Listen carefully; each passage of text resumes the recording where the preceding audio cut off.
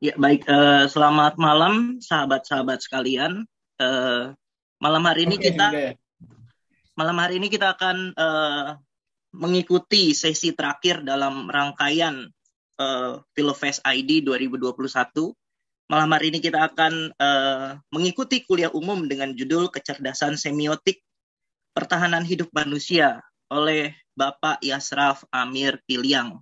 Apakah Pak Yasraf sudah hadir dalam ruang Zoom ini? Mungkin minta tolong untuk dijadikan co-host ya. Oh, sudah. Ya, baik. Sudah, Selamat sudah. malam, Pak Yasraf. Ya, selamat malam Selamat semuanya. malam. Ya, baik. Rekan-rekan sekalian, sebelum kita mulai kuliah umum pada malam hari ini, saya akan bacakan CV singkat beliau. Beliau adalah seorang filsuf, pemikir kebudayaan, akademisi, dan pengamat sosial asal Indonesia.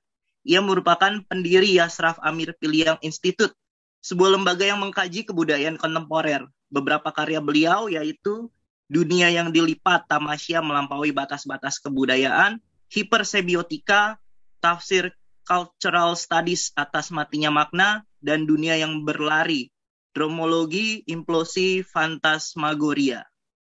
Ya, pada malam hari ini kita akan sedikit banyak bicara soal semiotika dan pertahanan hidup manusia. Ketika kita bicara soal semiotika, setidaknya artinya kita bicara bahwa semiotika itu mempelajari relasi elemen-elemen tanda di dalam sebuah sistem tertentu. Lalu kita juga tahu bahwa ketika kita bicara soal semiotika, artinya kita harus mengkaji peran tanda sebagai bagian dari kehidupan. Sementara tanda itu sendiri merupakan bagian dari kehidupan dan melalui konvensi tertentu ia mempunyai makna. Oleh karena itu, ketika kita bicara soal semiotika yang nanti akan banyak dijelaskan oleh Pak Yasraf, kita akan melihat bahwa di dalam semiotika itu ada sebuah nilai yang tersembunyi yang kadang malu untuk menyingkapkan dirinya. Maka pertanyaan yang mungkin nanti bisa kita diskusikan dan teman-teman juga bisa tanyakan langsung kepada pembicaranya, mungkin apa itu kecerdasan semiotika dan bagaimana sebetulnya perannya secara khusus dalam kehidupan kita sehari-hari. Oleh karena itu, tanpa berlama-lama, saya akan menyerahkan seluruhnya waktu dan jaringan kepada Pak Yasraf. Silakan Pak. Baik, terima kasih Mas Yogi ya. Ini Ya, saya ini dulu ya, ada materi. Oke, sudah full screen? ya, sudah. Oke, baik. Terima kasih semuanya. Selamat malam. Um, Waktu saya berapa lama ya Mas Yogi ya ini? 40 sampai 50 menit, Pak. Oh, lumayan lah ya. Ya, Ini soalnya. Oke, baik. Saya rasa tadi sudah diberikan pengantarnya oleh Mas Yogi ya. Jadi yang ingin saya sampaikan bagaimana kecerdasan itu merupakan bagian yang tidak bisa dilepaskan dari cara manusia untuk bertahan hidup, tetapi dia juga tidak bisa dilepaskan dari tanda. Ini kurang lebih asumsinya ya. Nah, kemudian eh, berkaitan dengan tanda itu sendiri, barangkali saya mulai dari situ ya. Kalau kita memahami apa yang disebut dengan tanda itu sebagai sesuatu yang menandai dalam hubungannya dengan sesuatu yang ditandai, sesuatu yang merepresentasikan dengan sesuatu yang direpresentasikan, seperti yang dikatakan oleh Roland Barthes misalnya, atau kalau dilengkapi ya, tidak hanya sesuatu yang merepresentasikan dan sesuatu yang direpresentasikan, tetapi juga bagaimana dia menghasilkan arti atau makna, tetapi yang disebut dengan makna ini tidak selalu itu di pikiran manusia. Nah ini makanya pembicaraan semiotika ini menjadi lebih luas dari sekedar tanda-tanda di kalangan manusia begitu ya. Oleh karena itu agak susah dalam kehidupan kita sehari-hari untuk menghindar dari problem tanda itu sendiri. Kalau kita berbicara misalnya, kita kan pasti menggunakan bahasa, dan bahasa adalah tanda. Tetapi ketika bayi yang belum bisa berbicara, apakah bayi tidak berkomunikasi? Berkomunikasi juga, tetapi bukan melalui bahasa verbal itu. Bayi juga memiliki bahasa sendiri atau tanda sendiri yang lebih bersifat visual. Bermimpi misalnya, bermimpi itu tidak bisa menghindar, mestilah dia melalui tanda. Bahkan berimajinasi, berilusi, berhalusinasi juga barangkali. Teman-teman yang ada dari astrologi misalnya ya, meramalkan atau bidang ekonomi forecasting misalnya. Nah, termasuk misalnya relasi kita dengan binatang, apakah itu kucing dengan anjing, dengan burung dan sebagainya, dan juga di antara burung-burung itu sendiri. Nah, agak susah rasanya kita untuk menghindar, melepaskan diri dari apa yang disebut dengan tanda ya. Dari apa yang disebut dengan tanda itu sendiri.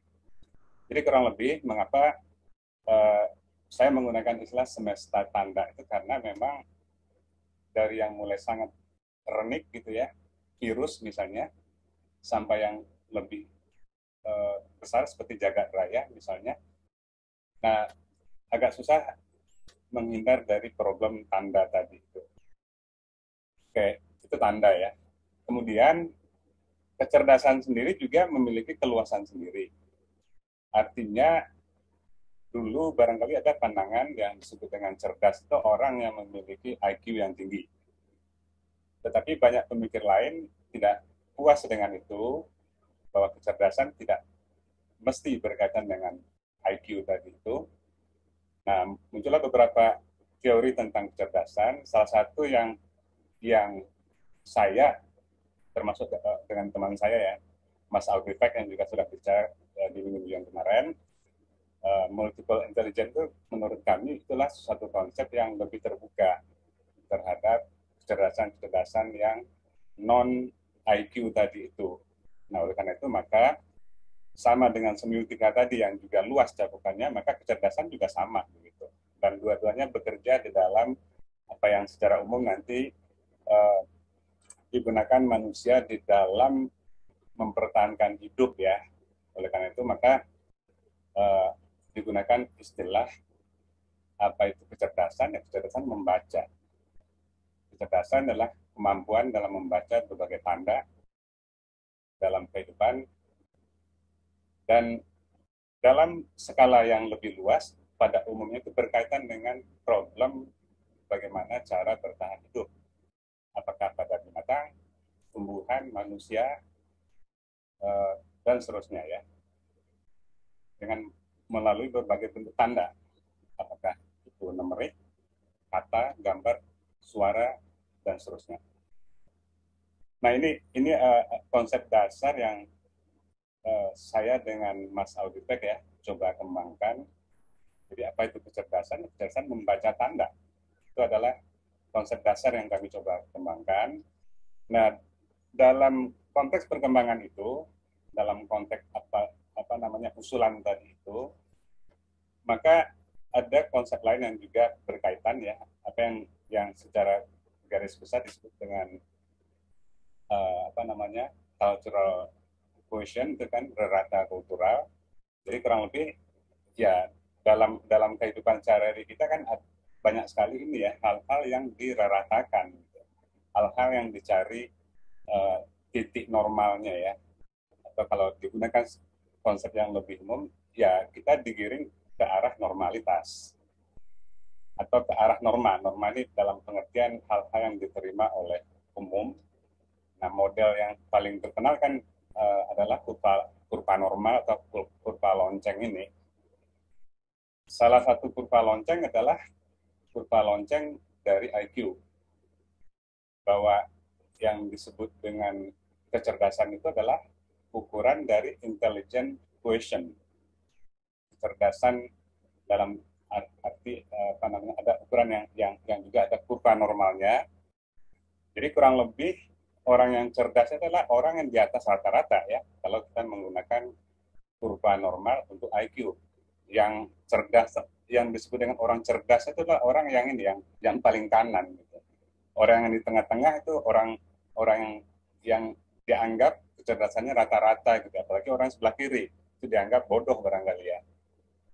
Nah, kalau ukurannya itu apa namanya IQ tadi itu, tetapi kami menolak ukuran cerdas itu begitu, atau hanya itu ya, tidak hanya itu ukuran cerdas, menyatakan orang cerdas. Kemudian juga kurva normal itu juga kan menjadi semacam konstruk sosial di dalam masyarakat ya. Jadi pengertian kurva normalnya ada dua. Yang tadi untuk mengukur mana orang yang rata-rata, mana orang yang istimewa yang sebelah kanan itu. Tetapi juga kurva normal ini juga digunakan untuk mengarahkan orang pada konstruk sosial rata-rata itu. Gitu.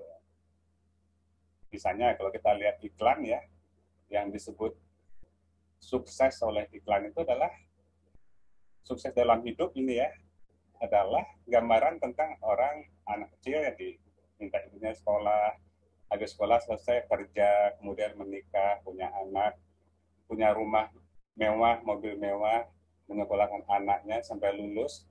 Nah, itulah yang disebut dengan kehidupan yang rata tadi. Nah, mereka yang menyimpang dari itu dianggap tidak normal. Saya pernah punya seorang teman sastrawan ya. Saya tanya, mengapa kamu nggak punya rumah? Mengapa saya harus punya rumah? Burung ini tidak punya rumah katanya. Karena punya rumah itu Anda ikut konstruk normalitas itu. Harus punya rumah, harus punya bersekolah dan sebagainya ya. Nah, itu dianggap menyimpang ya, karena tidak normal, kan begitu. Normalitas itu juga kadang-kadang dipakai untuk ini ya, tadi itu ya, mengarahkan kita pada satu, katakanlah model eksistensi gitu kan, atau model kehidupan ya, yang normal tadi itu. Dan tadi sudah dijelaskan, ya punya rumah, pakai AC. Intinya adalah hal-hal yang merupakan cita-cita yang dikonstruksi di dalam masyarakat. Cita-cita orang kan begitu ya. Sekolah, habis sekolah, punya rumah, punya mobil, bekerja. Nah, tetapi yang di luar itu, misalnya ada contoh lah ya, cara hidup suku naga yang justru ramah lingkungan, yang di situ juga ada kecerdasan tanpa listrik, TV, kulkas dan sebagainya, itu dianggap tidak normal. Maksud tidak normal adalah ketika ada seorang anak SD misalnya ya, ditanya orang, apa cita-cita kamu? Saya ingin hidup bersama suku naga.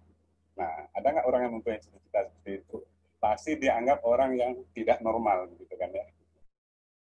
Padahal kehidupan suku naga itu kan memiliki satu, ya tadi itu ya, kecerdasannya sendiri terkait dengan alam, sesama manusia dan sebagainya. Tetapi umumnya ya mungkin juga kebanyakan orang masuk ke dalam perangkap normalitas ini.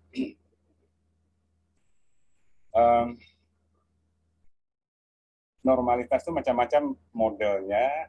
Misalnya sekarang ini kan ini ya, kalau kita ingin apa namanya dianggap orang memiliki satu gelar akademik yang tinggi ya.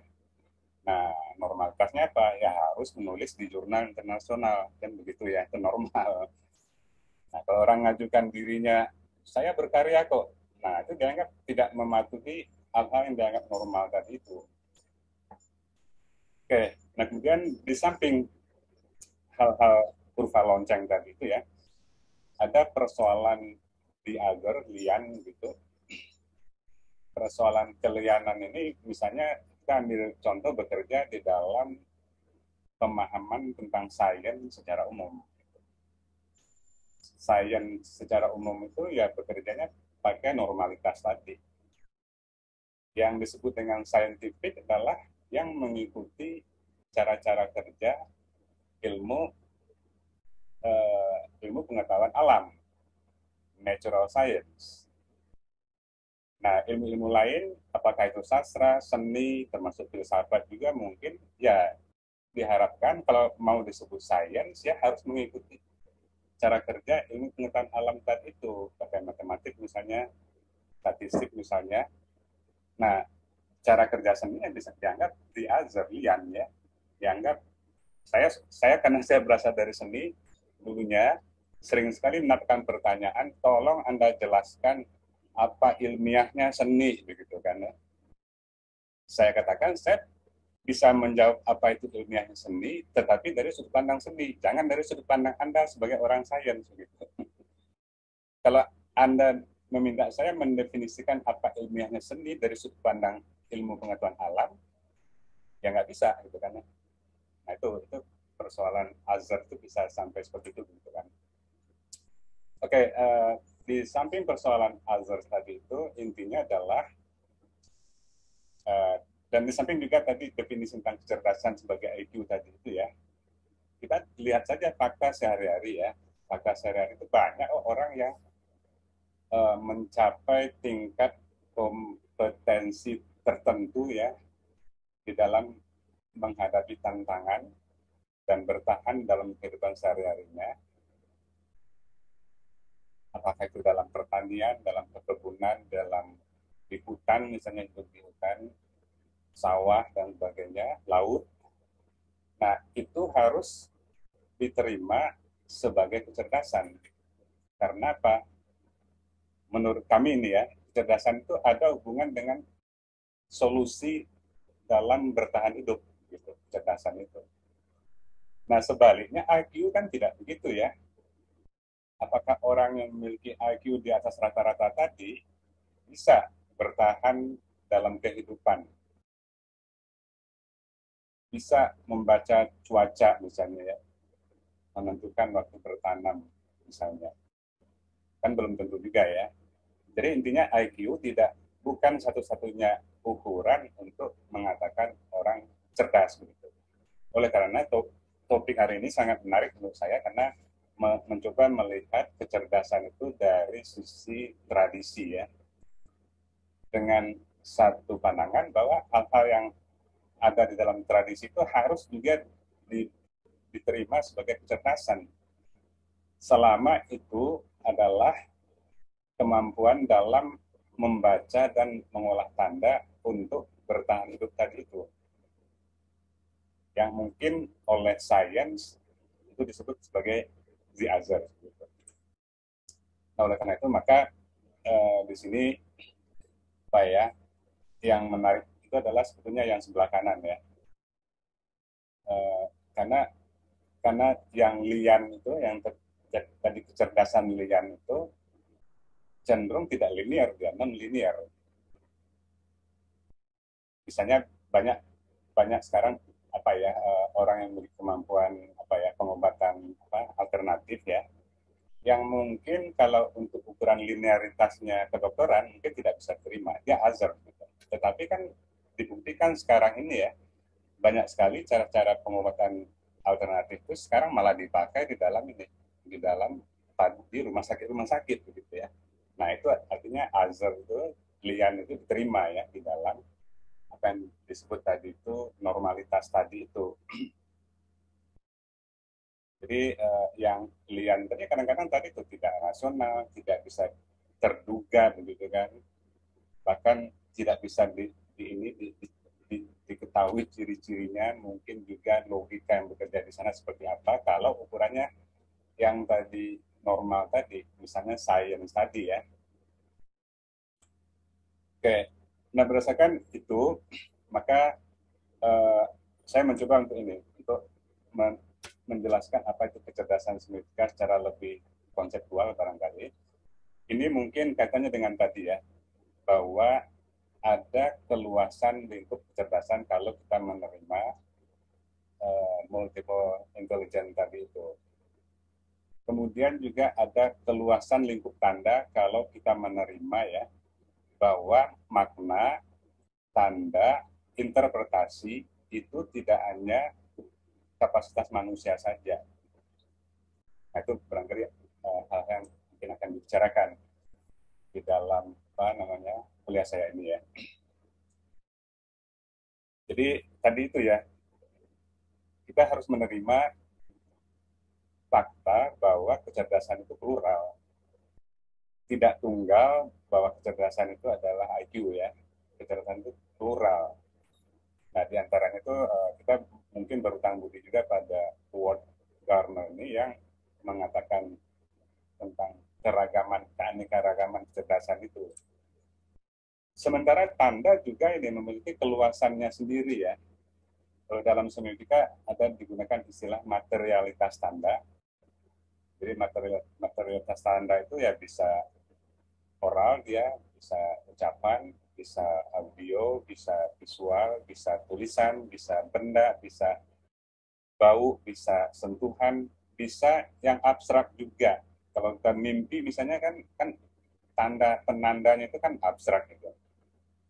Kalau kita berhalusinasi misalnya bisa abstrak, ilusi misalnya bisa abstrak juga. Berpikir kan juga mau tidak mau kita kan melalui tanda ya. Nah, sehingga materialitas tanda itu adalah ya pikiran itu sendiri. Kalau kita konsisten dengan tadi bahwa tanda adalah hubungan antara penanda dengan petanda ya, nah kita bisa lihat ya, apa itu pikiran? Ya sesuatu yang ada di otak kita. Itu barangkali penandanya. Apa yang ditandai? Ya sesuatu yang dipikirkan.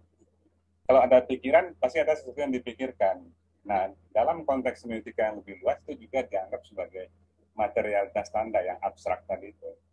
Apalagi mimpi ya. Baik, berdasarkan itu, maka saya mencoba untuk ini, melihat kesejajaran ya, antara fungsi kecerdasan yang dikatakan oleh ini ya, oleh Howard Gardner itu, kesetaraan dengan keberkaitannya dengan tanda. Misalnya Gardner itu mengatakan logika matematik. Nah, dalam semiotika itu kan sama dengan kecerdasan membaca tanda-tanda numerik. Ada logika bahasa, kecerdasan dalam logika bahasa. Itu kan sama dengan kemampuan mengolah tanda-tanda linguistik, ya, kata-kata, huruf, grammar, kalimat, dan sebagainya. Kecerdasan spasial itu kan sama dengan tanda-tanda membaca tanda-tanda visual. Bahkan ada cabang semiotika untuk itu ya, itu proxemic, kemampuan membaca tanda yang terkait dengan ruang, proxemic gitu. Musik juga begitu, kemampuan mengolah suara. Kinestetik juga gerak ya. Intrapersonal, kemampuan membaca ke dalam diri kita sendiri. Interpersonal, relasi di antara kita dengan orang lain. Nah, banyak sekali cabang-cabang semiotika yang terkait dengan itu ya. Kalau Gardner mengatakan interpersonal, kalau di dalam semiotika itu banyak sekali cabang semiotika yang terkait dengan itu. Ada semiotika gestur, ada semiotika body language, ada semiotika physiognomy. Ini bertemulah antara interpersonal dengan kecerdasan interpersonal dengan kecerdasan dengan semiotika ya. Nah, apalagi alam ya. Alam sudah jelas tanda-tanda di alam itu binatang, tumbuhan, di antara binatang dengan manusia itu memerlukan pembacaan tanda-tanda, gitu. Mau tidak mau. Gitu. Perenungan juga bagian dari ini ya, semiotika. Baik, berdasarkan itu maka bisa dikatakan ya tanda-tanda tadi itu yang tadi dikatakan Gardner tadi itu adalah tanda-tanda yang kecerdasan mungkin yang dikatakan oleh Gardner ya, itu semuanya itu tidak mungkin kalau tidak melalui tanda. Oleh karena itu saya mengatakan bahwa tanda itu adalah payung ya bagi semua bentuk kecerdasan yang ada. Nah, kalau diperluas ya, kalau Gardner tadi kan mengatakan ada 9 atau 8 dari 9 kecerdasan tadi itu. Nah, kalau kita mengikuti yang di awal tadi, keluasan tanda tadi itu, maka ada tanda-tanda oral ya, tanda-tanda tertulis, audio, gambar, bau, objek itu sendiri, tubuh, no sign ya, kecerdasan metafisik misalnya, ada kecerdasan spiritual, ini juga ada semiotika terkait dengan spiritualitas.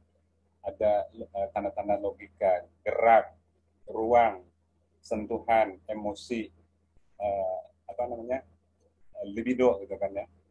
Jadi kalau libido ini misalnya kita kalau kita baca Jacques Lacan kan ini ya banyak bicara mengenai bahwa di dalam unconscious kita bekerja penanda-petanda tadi itu. Jadi di dalam unconscious kita juga ada problem semiotika. Nah, kurang lebih seperti itu. Um, Waktunya berapa menit lagi, Mas Yogi? Masih 15 menit lagi, Pak.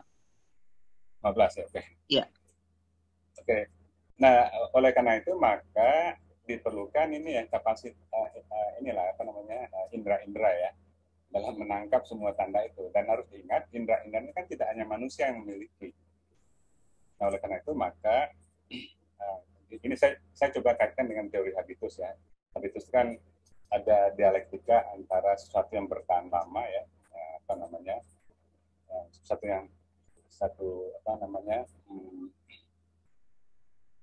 struktur yang bertahan lama, tapi ada juga potensi untuk dimodifikasi dan berubah. Tapi yang bertahan lama itu tetap bertahan juga gitu ya. Nah, teori habitus ini kami coba jelaskan untuk melihat tanda-tanda dalam kehidupan. Teori habitus mungkin bisa menjelaskan bahwa di dalam alam itu ada elemen-elemen masyarakat yang cerdas membaca tanda-tanda alam. Misalnya di Simelu di apa namanya di Aceh itu ya. Karena alam itu syarat informasi. Perubahan-perubahan atau anomali di alam itu yang dilihat oleh orang-orang di Simelu itu ya untuk membaca bahwa ada tsunami atau gempa begitu. Tetapi di pihak lain makhluk hidup kan juga membaca tanda. Membaca tanda juga makhluk hidup.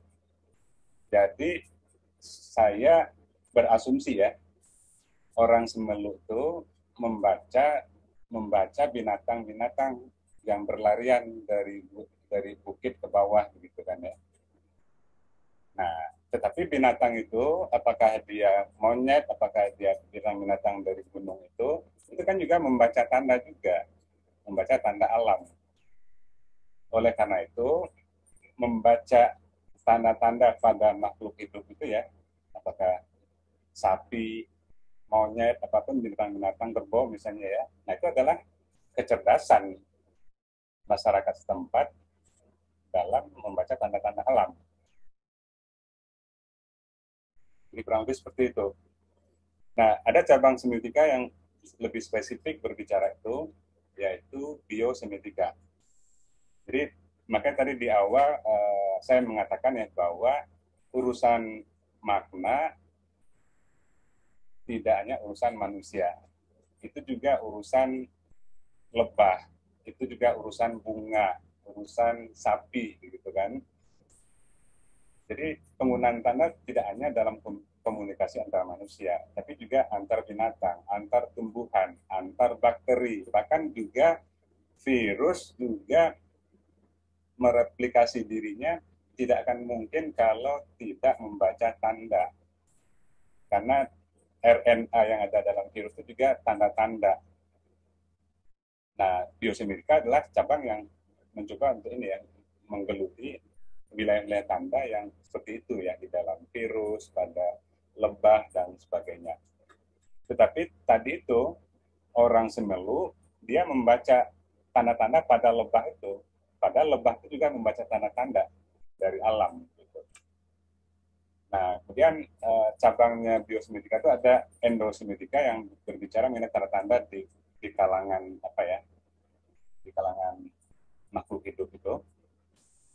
Misalnya di antara kucing berkomunikasi, di antara monyet-monyet di kebun binatang itu menggunakan tanda-tanda.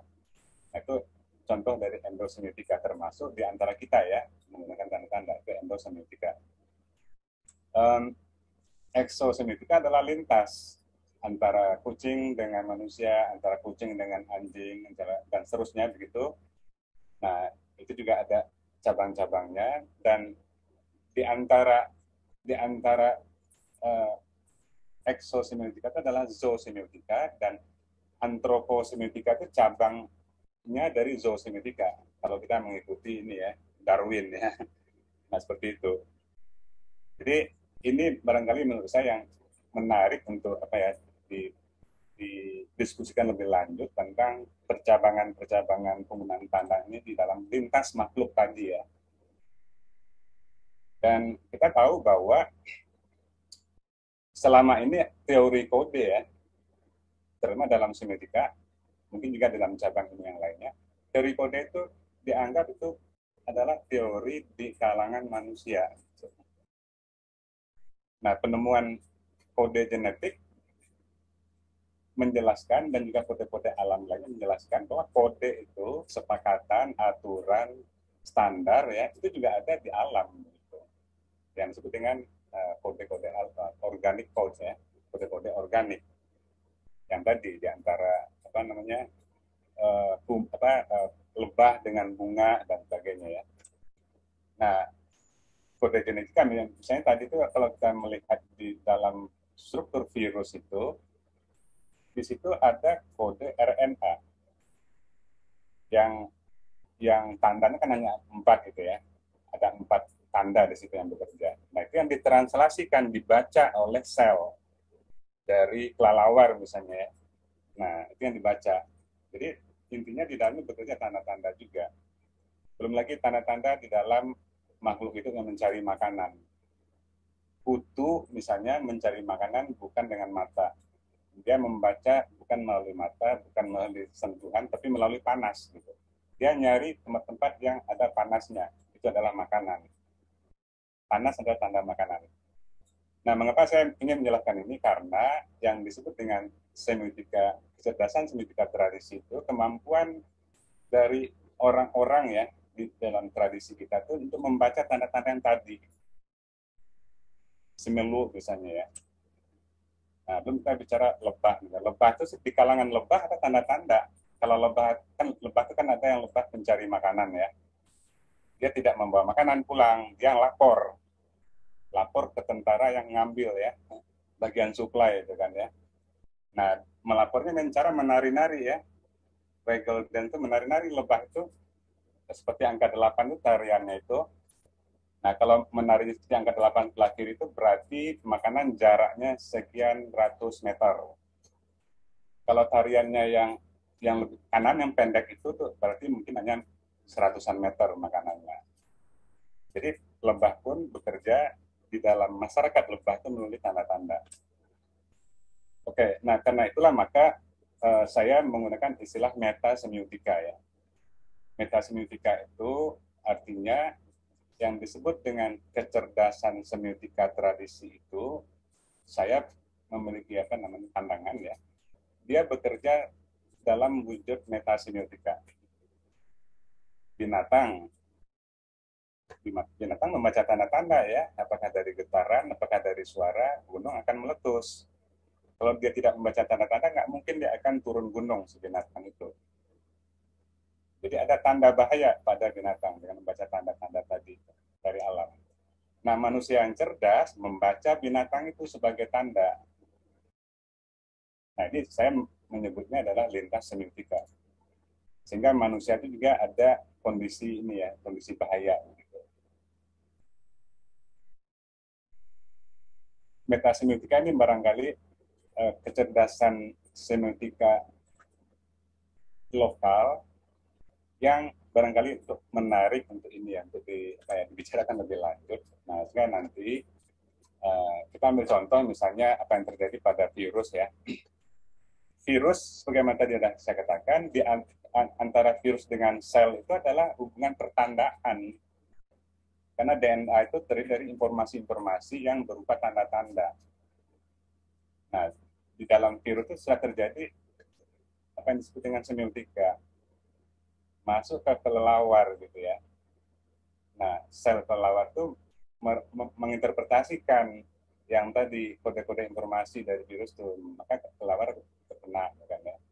Nah, mestinya manusia kan membaca kelelawar ya. Membaca kelelawar itu artinya kalau manusia cerdas mengetahui bahwa kelelawar itu terjangkit virus kan gitu. Nah, ini berarti fenomena ini yang tadi disebut dengan metasemiotika ya. Oke, nah mungkin saya sebagai penutup barangkali mencoba melihat apakah ada di dalam masyarakat kita itu kecerdasan semiotika itu. Nah, barangkali saya mencoba mengambil contoh yang apa random saja lah ya. Saya random ambil dari internet ini kan. Saya sendiri belum pernah ke Bunaken ya, tapi saya random ambil nelayan Bunaken itu ada yang disebut dengan ya disebutnya sih kearifan lokal ya. Tetapi saya melihatnya kearifan lokal itu sebagai bentuk kecerdasan dalam membaca fenomena alam. Dan caranya bagaimana ya metasemiotika. Jadi kalau saya gambarkan kecerdasan nelayan Bunaken itu mungkin seperti ini. Dia melihat berbagai tanda untuk memutuskan melaut apa tidak gitu ya. Nah, tandanya cukup kompleks sebetulnya. Dia melihat pola-pola awan. Nah, awan itu kan sebagai penandanya ya. Dia tahu persis kategori-kategori awan gitu, nelayan itu. Sama dengan orang Eskimo ya, kalau kita tanya apa arti putih, orang Eskimonya balik bertanya ke kita, Anda bertanya putih yang mana dulu gitu ya. Karena orang Eskimo itu bisa mengenal puluhan jenis putih yang artinya bisa macam-macam gitu. Nah, nah kita kan tidak ya. Nah jadi orang Bunaken itu mengenal berbagai bentuk awan. Dia juga melihat perilaku pohon ya, tampilnya dengan angin. Dia melihat aroma juga sebagai tanda. Kalau aromanya begini, ini akan badai akan datang. Para pelaut kan juga sangat sangat akrab dengan aroma ya. Dia membaca aroma. Dia juga mendengar bunyi. Gemuruh tertentu orang gunakan itu sangat akrab. Gemuruh tertentu itu adalah akan badai gitu ya. Bahkan dia membaca jari tangan yang dimasukkan ke dalam air. Nah, menurut saya ini adalah kecerdasan ya. Tidak begitu saja orang gunakan bisa melakukan itu kalau tidak ada yang tadi disebut dengan habitus. Dengan bertahun-tahun akrab hidup di alam itu dan membacanya. Ini contoh lain misalnya semong di Semelu itu ya. Nah, saya rasakan juga sudah banyak memahami ini, tapi saya mencoba melihat melihat pola metasemiotikanya. Jadi binatang di Semelu itu kan membaca alam, tanah misalnya, apakah itu getaran, apakah itu pergeseran, apakah itu bunyinya, kan binatang membaca itu. Nah, manusia, orang di Semelu itu membaca binatang ini. Mungkin orang Semelu yang lebih cerdas, mungkin ya, dia membaca juga ini, tanah juga. Nah, manusia lain melihat orang lari juga ya. Jadi ini adalah pola-pola metasemiotika di Semelu yang barangkali kalau saya gunakan istilah metasemiotika itu bisa digambarkan seperti itu. Baduy misalnya, yang menarik di Baduy itu adalah banyak sekali kecerdasan di situ, ada terkait bangunan, ada terkait hama. Dan saya ambil contoh, hama ini menarik untuk dilihat bagaimana orang Baduy sangat cerdas ya. Dia tahu persis bahwa pohon atai itu cakung suka hinggap di situ. Nah, hama sendiri ya, hama itu kan seperti yang saya jelaskan tadi juga pembaca tanda. Hama tahu di mana padi ada gitu ya. Jadi hama itu pembaca tanda. Nah, dia datang ke padi itu. Nah, orang Baduy cerdas. Dia taruh pohon atai di sawahnya. Dia tahu cakung akan hinggap di situ. Dia tahu cakung itu predator dari hama gitu kan ya. Nah, kadang-kadang dia tahu juga burung hantu juga suka bertengkar di itu, pohon atai itu. Dan dia tahu bahwa burung hantu adalah predator dari tikus. Dan tikus kan juga hama padi juga gitu. Nah, begitulah bagaimana sebetulnya apa yang tadi kita sebut. Kalau kita katakan orang Baduy itu punya IQ apa tidak, mungkin kita akan mengatakan mungkin IQ rendah, mungkin ya, tahu. Tetapi apakah orang Baduy itu cerdas dalam pengertian kemampuan untuk membaca tanda untuk bertahan hidup, ini kan bertahun-tahun, berabad-abad mungkin ya, pembacaan seperti ini. Maka mereka cerdas. Gitu. Nah, jadi saya rasa ini 3 contoh ya. Nah, kalau kita coba lihat, yang lain-lain ya, kemungkinan kecerdasan signifikan dimiliki oleh tradisi kita. Ini saya juga random ini. Ada petani di Muara Enim, ada hutan di daerah Riau itu kan tertentu ya, tidak tersentuh oleh kebun sawit itu karena apa? Ada kecerdasan masyarakat Kampat untuk menjaga hutannya. Petani di Lahat juga dalam membaca cuaca gitu ya. Suku Naga itu merawat hutan. Di Sulawesi merawat hutan juga. Jadi banyak sekali ini ya. Di Papua itu kan ada cerdasan egek itu kan ini ya, merawat laut ya, agar ikan tidak punah kan begitu. Nah, banyak sekali kecerdasan yang berpotensi untuk ini dipelajari lebih dalam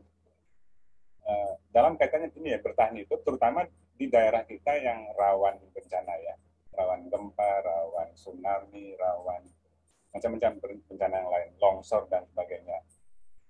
Walaupun dengan catatan bahwa kecerdasan tentunya tidak hanya dimiliki oleh tradisi ya. Orang-orang perkotaan pun pasti mempunyai kecerdasan tertentu. Tetapi belum tentu itu merupakan kecerdasan yang berakar pada tradisi kita. Baik, saya rasa itu yang bisa saya sampaikan. Barangkali nanti bisa kita perdalam melalui diskusi. Demikian saya kembalikan ke Mas Yogi. Terima kasih. Baik, terima kasih banyak Pak Yasraf atas ilmu yang diberikan pada kita pada malam hari ini. Dengan demikian teman-teman sekalian, berakhir sudah sesi kuliah umum yang dibawakan oleh Pak Yasraf Amir Piliang dengan tema kecerdasan semiotik pertahanan hidup manusia. Untuk selanjutnya acara saya kembalikan kepada Bung Rais Anggito. Terima kasih.